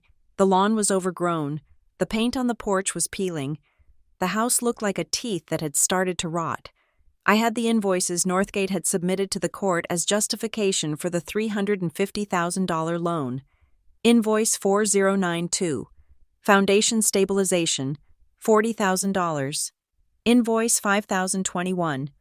Roof flashing and shingle replacement, $25,000. Invoice 6100. HV. AC. System upgrade, $18,000. I walked around the perimeter. I knelt by the foundation. The concrete was old, cracked, and covered in moss. There was no sign of new pinning. There was no sign of excavation. I climbed the ladder I had brought. I looked at the roof. The shingles were curled and brittle. They were the same shingles my father had installed in 1999. I went to the backyard. I looked at the AC unit. It was a rusted hulk from the 80s. They hadn't done the work. None of it. I saw Mrs. Keene watching me from her fence. I walked over. Mrs. Keene, I said, did you ever see a cement truck here? In the last 5 years? She shook her head. Never. Did you see roofers? Only the ones who put the blue tarp on. She said, that took them an hour. 2 boys in a pickup truck. I took photos. I took close-ups of the serial numbers on the old equipment. I took samples of the moss on the foundation. They were laundering money. They were billing the estate for phantom work, paying the invoices to their own shell companies, and leaving Lila with the debt. It was so brazen it was almost impressive. That night, my phone rang. It was a number I didn't know. Ariana? It was Lila. Her voice was brittle, like dry leaves. I shouldn't be talking to you. She said, my lawyer said you are the enemy. Your lawyer is paid by the people robbing you. Lila. I said, I can fix this. She said. She sounded manic. I spoke to Cole. He said we can settle. He said they can offer you a nuisance payment, $50,000. Cash. You drop the suit, you sign a release, and you walk away. I closed my eyes. $50,000. It was an insult. Lila. I said, there is no roof. What? I was at the house today. The invoice says they put on a new roof. It is the old roof. The invoice says they fixed the foundation. It is the old foundation. Cole didn't spend that money on the house. He put it in his pocket. You are lying, she said, but her voice wavered. You are always lying. Look at the AC unit. Lila. I said, just go outside and look at it. Does it look new to you? Silence. Take the money. Ari, she whispered, please, if you don't stop, they are going to foreclose. They told me. They will take the house and I will be on the street. I am not taking the money. I said, I don't want their hush money. I want the truth. Then you want me dead, she screamed. You want me to have nothing. I want you to wake up, I shouted back, losing my cool for the first time. I want you to stop protecting the man who is robbing our parents' grave. She hung up. The next week, the discovery phase yielded the smoking gun we had been waiting for. Halden Shore, my father's original compromised attorneys, had been dragging their feet on producing the file. They claimed archival delays. Judge Halloway gave them a 48-hour deadline. They dumped 1,000 pages of PDFs onto a secure server at 4:59 p.m. on a Friday. Tess and I spent the weekend going through them. It was mostly junk, routine correspondence, boilerplate forms. But then we found the digital copy of the will, the one Mrs. Keene had found, the one that left me the clock. Tess right-clicked on the file. She opened the Properties tab. She clicked on Metadata. The document date on the face of the PDF was September 24th, 2019. But the metadata told a different story. Created October 12th, 2019. 10:42 a.m. Author C. Mercer. Application MS. Word for Windows. October 12th. 2 days after the funeral. 18 days after my father supposedly signed it. They hadn't even created the file until my father was in the ground. It was a clumsy mistake. They had scrubbed the file name, but they had forgotten to scrub the creation date in the deep data. We have them, Tess said. She sat back in her chair, rubbing her eyes. This is fraud on the court. This is disbarment territory for Halden. This is prison for Cole. And for Lila? I asked. Tess looked at me. She signed it. Ariana. If she swears under oath that she saw him sign it on September 24th, she is committing perjury. If she admits she signed it later, she is admitting to forgery. She is in the blast radius either way. I looked at the glowing screen. I looked at the name, author. C. Mercer. I needed to talk to her. One last time. Not as a plaintiff, as a sister. I sent her a text. I have proof the will was created after the funeral. I have the metadata. It proves Cole wrote it. Not Dad. I am filing this with the court on Monday. Once I do, there is no going back. Meet me at Mom's grave, tomorrow at noon. It was a gamble. Her lawyer would tell her not to go. Cole would tell her not to go. But Lila was superstitious. She would not ignore a summons to Mom's grave. I stood by the headstone. It was a gray granite slab. Arthur and Eleanor James, together in peace. The wind was biting. I pulled my coat tighter. Lila walked up the hill. She was wearing a black coat that looked expensive but was fraying at the cuffs. She looked like a ghost. "You are ruining my life," she said. She didn't look at me. She looked at the headstone. "I am saving you from a lie," I said. She laughed, a harsh barking sound. "Saving me? You are humiliating me. You are dragging our name through the mud." "Lila," I said. I stepped closer. "I know you didn't write the will." She stiffened. "I know Cole wrote it." I continued. "I have the digital footprint. I know he printed it. I know he told you to sign it." She didn't answer. "Here is the thing," I said. "I don't want you to go to prison. I really don't. I want Cole. I want Northgate." "So what?" she asked. "So you have a choice." I said, "You can stand up in court next week and lie. You can say you saw Dad sign that paper, and when I show the metadata, and the notary log, and the hospital records, you will be charged with perjury, and Cole will let you rot. He will say you tricked him too." I paused to let that sink in. Or, I said, "You can separate yourself. You can fire your lawyer, who is working for them anyway. You can walk into that courtroom and say, 'I was misled. I trusted a professional, and he used me.'" She turned to me. Her eyes were wild. "I can't," she whispered. "I signed it. I signed Dad's name. I felt the air leave my lungs. I had suspected it. But hearing it was different. Why?" I asked. "Why, Lila?" "Because he promised me," she cried. "Cole promised me." He said, "Your dad wanted you to have the house, but he didn't get the paperwork done in time. If we don't fix this, the state takes everything. You are just doing what your dad wanted." She was sobbing now. "I wanted the house, Ari. I wanted to be the one who kept the family together. I felt like I was owed. You went to college. You moved away. You had a life. I stayed. I took care of them. I changed their diapers. I deserved the house." She collapsed onto the grass in front of the grave. "And now I have lost it anyway," she choked out. I knelt beside her. I didn't hug her. I couldn't. The distance between us was too great. "You haven't lost it yet," I said, "but you have to tell the truth. You have to admit what you did. If you cooperate, if you testify against Cole, we can ask for leniency. We can say you were under duress." She looked at me. Her mascara was running down her face in black streaks. "He will kill me," she whispered. "He is a businessman. Lila, not a hitman. He will run." I stood up. "I am filing the metadata on Monday. The hearing is set for Friday. You have until then to decide whose side you are on." I walked away. I left her crying on the grave of the parents she had betrayed and loved in equal, twisted measure. Wednesday came. The court issued the scheduling order. Hearing on petition to reopen probate and motion for sanctions. Date: Friday, November 20th. Time: 2 p.m. I looked at the date. It rang a bell. I opened my laptop and searched for Lila James Briar Hollow. There it was. The press release for her big event, the Briar Hollow Community Grief Gala, hosted by Lila James and the Grief Support Network, sponsored by Northgate Property Solutions.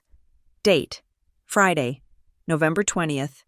Time: 5 p.m. The hearing was 3 hours before her gala.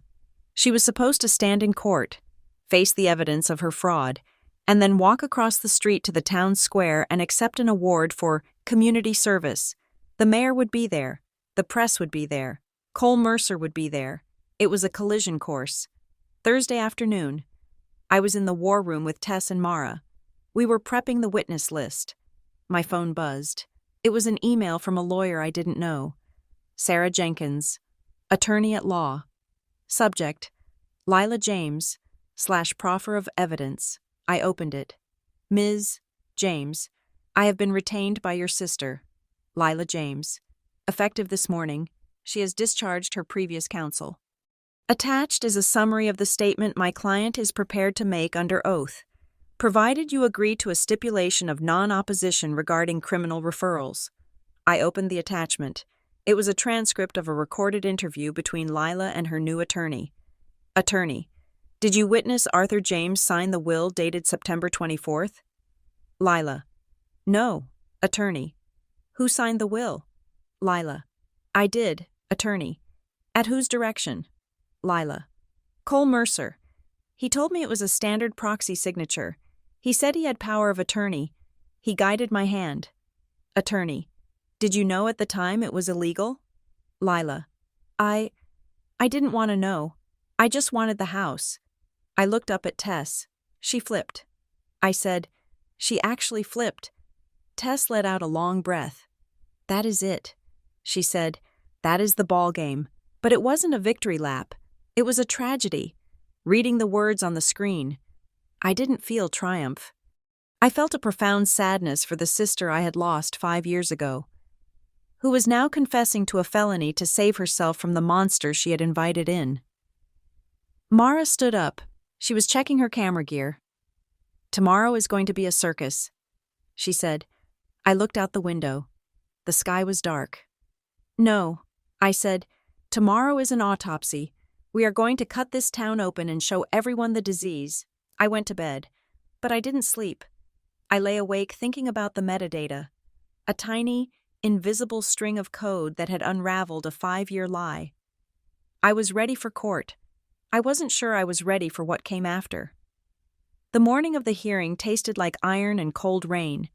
It was a Friday in November, the kind of day where the sky presses down low over the rooftops of Briar Hollow, turning the world into a gray smear. I stood at the window of my hotel room, adjusting the collar of my navy suit. Across the street, down in the town square, the preparations for the Briar Hollow Community Grief Gala were underway. I could see white tents being erected. I could see a banner snapping in the wind that read, Healing Together, sponsored by Northgate Property Solutions. I could see the caterers unloading trays of hors d'oeuvres. It was a grotesque juxtaposition. While my sister was preparing to accept applause for her performative martyrdom, I was preparing to walk into a courtroom 3 blocks away and dismantle the lie she had built her life upon. I was not nervous. Nervousness is what you feel when the outcome is uncertain. I felt something else entirely. I felt the heavy, grim certainty of a demolition expert who has already set the charges and is simply waiting to press the button. Tess Rowan arrived at 8. She carried a banker's box filled with files. Mara Vance arrived 5 minutes later, looking sharp and predatory. Her camera bag slung over her shoulder. We did not hug. We nodded. We were a unit. Let's go, Tess said. We walked to the courthouse. The town was buzzing with the energy of the upcoming gala. People waved to each other. A few cars honked. But as we approached the courthouse steps, the air changed. It became quieter. I saw Mrs. Keene standing near the metal detectors. She was wearing her Sunday best, a hat with a small felt flower. She nodded to me. I walked through security. I walked down the marble hallway that smelled of floor wax and old paper. I pushed open the double doors to courtroom 4. It was already full. Word had spread. In a small town, a contested probate hearing involving a prominent local figure and a scandalous allegation of fraud was better than cable television. I saw neighbors I had not spoken to in 5 years. I saw the high school principal. I saw the owner of the hardware store. And in the front row, on the left side, sat Cole Mercer. He was wearing a charcoal suit that probably cost more than my first car. He was whispering to a lawyer I did not recognize, a man with slick hair and a briefcase that looked like alligator skin.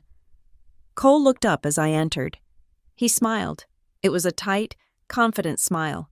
The smile of a man who believes he is untouchable because he owns the game board. Lila was not there yet. I sat at the plaintiff's table. My hands were folded on top of my binder. The bailiff called out, "All rise." Judge Holloway entered. She was a woman in her 60s with steel-gray hair cut short and eyes that missed nothing. She sat down, arranged her robe, and looked over her glasses at the packed room. "This is a hearing on the petition to reopen probate in the estate of Arthur and Eleanor James," she said. Her voice was dry and authoritative. "I have reviewed the filings. I have reviewed the exhibits. We are not here for theatrics. We are here for facts."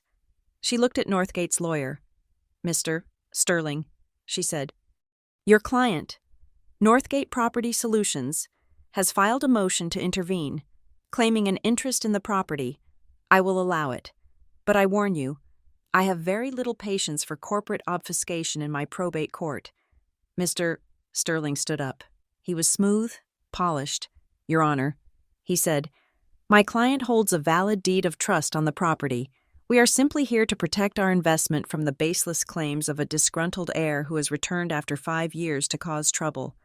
The judge turned to me, or rather, to the empty space where a lawyer would usually stand. I had chosen to represent myself, with Tess acting as my legal advisor at the table. "Ms. James," the judge said, "you may proceed." I stood up. My legs felt solid. "Your Honor," I said, "I am not here to cause trouble. I am here to correct the record. I have submitted evidence that the will probated 5 years ago is a forgery. I have submitted evidence that the notary public was 40 miles away at the time of the alleged signing. And I have submitted digital metadata proving the document was created after my father was dead." I paused. "I am asking the court to suspend the powers of the executor, freeze the assets, and order a forensic accounting of the estate." The judge nodded. "Call your first witness." I called the custodian of records for the car dealership. He was a nervous man who clearly did not want to be there. He confirmed the time-stamped photo of Elias Thorne. He was at our tent event from noon until 6 in the evening. The man said. He ate 3 hot dogs. I remember because we ran out of relish. I looked at the judge. The affidavit of witness says he was at the hospital at 2:30. I submitted the photo into evidence. Then I called the IT forensic specialist we had hired. He was dry, technical, and devastating. He explained the metadata. He explained that a file created on October 12th could not possibly have been signed on September 24th. "Who is the author listed in the metadata?" I asked. "See? Mercer," the specialist said. I looked at the gallery. Cole Mercer was not smiling anymore. He was whispering furiously to his lawyer. Then came the attack. Mr. Sterling, Northgate's lawyer, stood up to cross-examine me. He did not ask about the metadata. He did not ask about the notary. He went for the character assassination. "Ms. James," he said, walking toward the witness stand where I now sat. Is it true you were evicted from a motel 5 years ago for non-payment of rent? Objection. Tess said quietly from the table. Relevance. It goes to motive. Your Honor, Sterling said. We have a plaintiff with a history of financial instability who is now seeking to overturn a settled estate to gain access to funds. Overruled. The judge said. You may answer. Yes, I said. I was evicted. And you were unemployed at the time? I had taken leave to bury my parents. I said. And then you left town. Sterling said. You disappeared. You left your sister, the defendant, to manage the property, the taxes, the maintenance, and the debts alone. For 5 years. You contributed nothing. Is that correct? I looked at him. I looked at the jury box, which was empty because this was a bench hearing, and then I looked at the gallery. I saw Mrs. Keene watching me.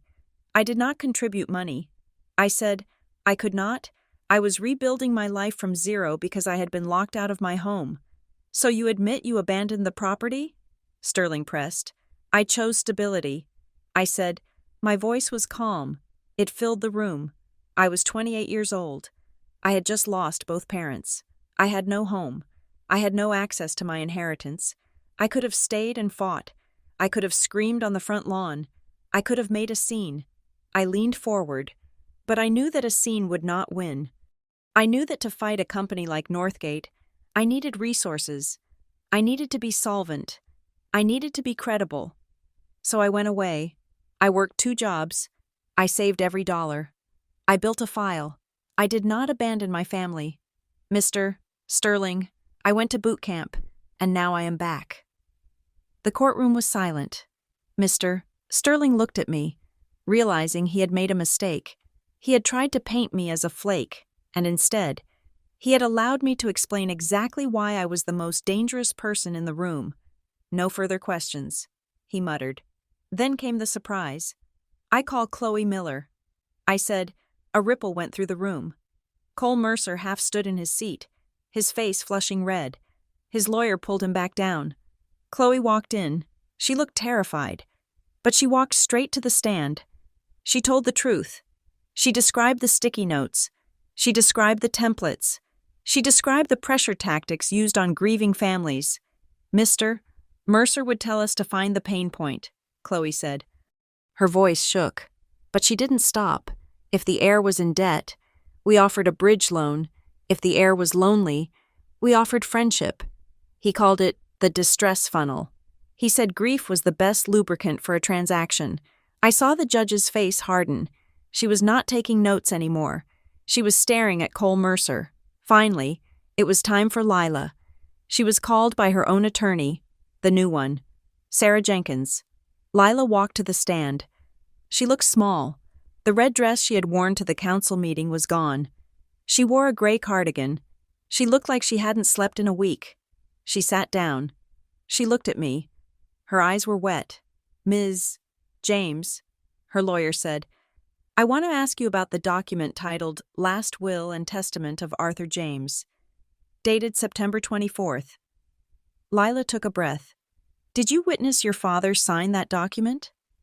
The room held its breath. The air conditioners hummed. Lila looked at Cole. Cole was staring at her, his eyes cold, flat, and threatening. It was a silent command. Stick to the script. Don't you dare. Lila looked at the judge. She looked at me. No, she whispered. I am sorry. The judge said, I did not hear you. No, Lila said, louder. I did not see him sign it. Who signed it? The lawyer asked. I did. Lila said.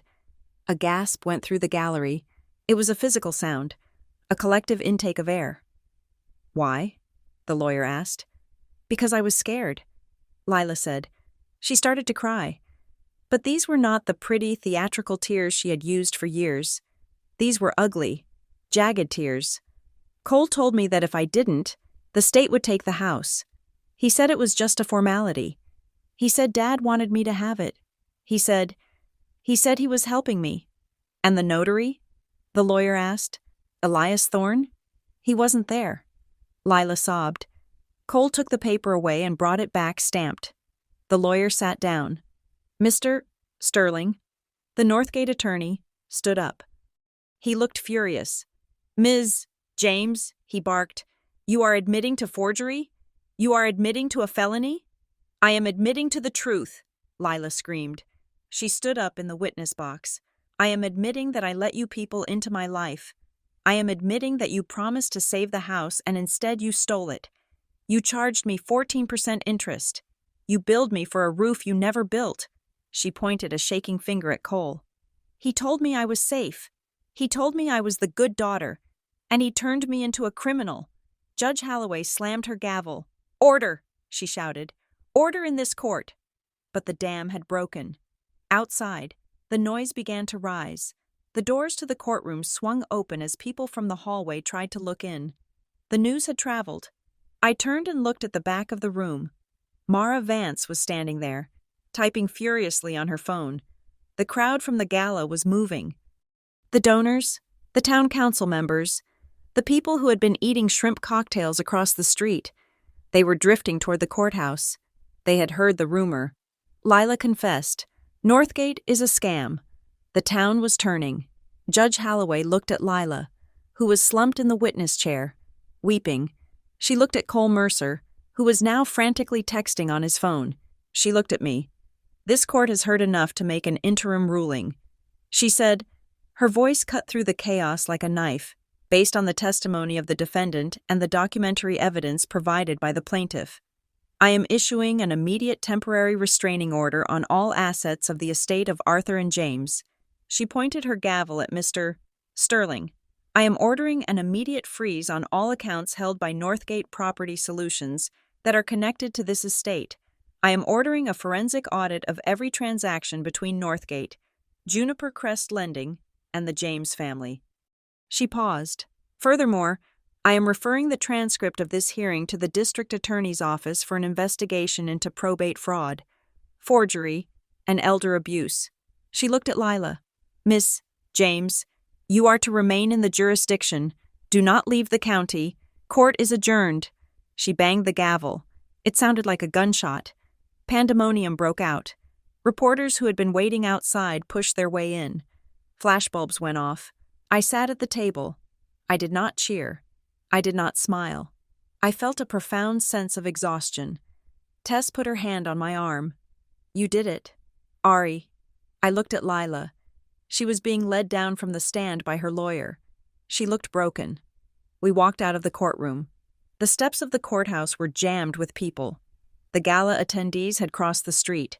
They were holding their wine glasses. Staring up at us, the banner that said, Healing Together, flapped ironically in the distance.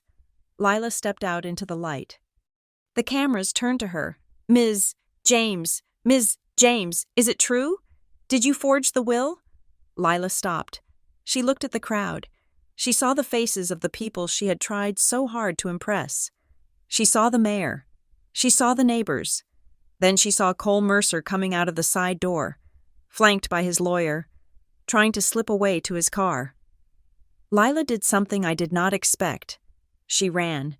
She ran down the steps, her heels clicking on the stone, and she blocked Cole's path. You liar! She screamed. The cameras swiveled. The microphones caught every word. You told me we were partners, she yelled, grabbing the lapel of his expensive suit. You told me you were my friend. Get off me, Cole hissed, trying to shove her away. He knew, Lila shouted to the crowd, pointing at him. He knew everything. He wrote the will. He set up the loans. He told me that if I didn't sign the second mortgage, he would leak the forgery to the police. He blackmailed me. Cole shoved her hard. She stumbled back. You are a crazy woman, Cole said, loud enough for the press to hear. I was just a lender. You are the one who committed fraud. Lila laughed. It was a wild, jagged sound. I have the emails. Cole! She screamed. I gave them to her. She pointed at me. I stood at the top of the stairs. All eyes turned to me. I gave her everything, Lila yelled. The texts, the instructions, the templates. It is all in the file. You are not going to bury me. Cole, We are going down together. Cole's face went white. He looked at the cameras. He looked at the angry crowd that was starting to encircle him. He realized, in that moment, that he had lost the narrative. He pushed through the crowd and got into his car. The silver luxury sedan sped away, running a stop sign. Lila stood on the sidewalk, panting, her hair wild, her reputation in ashes. I walked down the stairs. The crowd parted for me. I walked past the reporters. I walked past the mayor. I walked past Mrs. Keene, who reached out and squeezed my hand. I walked to Lila. She looked at me. She was trembling. "Is it over?" she asked. "No." I said, "The criminal case is just starting. You are going to have to talk to the police. You are going to lose the house, Lila. The equity is gone. The debts are real. It will probably be sold to pay the creditors." She nodded slowly. Tears streamed down her face. "But you are free." I said, "He doesn't own you anymore." She looked at the ground. "I am sorry. Ari, I am so sorry." I looked at her. I saw the sister who used to braid my hair. I saw the woman who had stolen 5 years of my life. I realized I could not forgive her yet. Forgiveness is a landscape you have to cross. And I was still at the beginning of the journey. "I know." I said. I turned away. I walked away from the courthouse. I walked away from the gala. I walked down Elm Street. I stopped in front of the house. It looked tired in the fading light. The blue tarp on the roof flapped in the wind. The paint was peeling. The garden was dead. It was just a house. It was wood and glass and shingles. It was not a shrine. It was not a parent. It was just a thing. I had spent 5 years trying to get back here. I had thought that standing on this sidewalk would feel like victory. I thought I would feel a surge of triumph. But I didn't. I felt cold. I felt the weight of the binder in my bag. I felt the absence of my parents. I had won the war. I had exposed the truth. I had saved my sister from a predator, even if I had to ruin her to do it. But the house was gone. The family was broken. And the justice I held in my hand felt heavy and cold, like a stone picked up from a riverbed. I took a breath. The air smelled of rain and dead leaves. I turned my back on the house.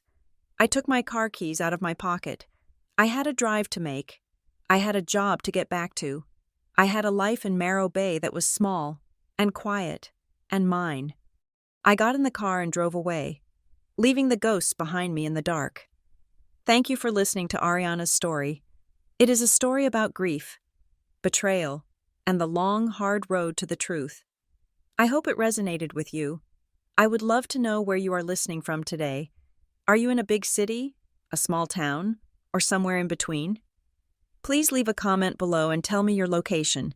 If you enjoyed this story and want to hear more tales of justice, resilience, and the complexities of family, please subscribe to Revenge Stories. Share your thoughts on Ariana's choice. Did she do the right thing by exposing her sister? I look forward to reading your comments.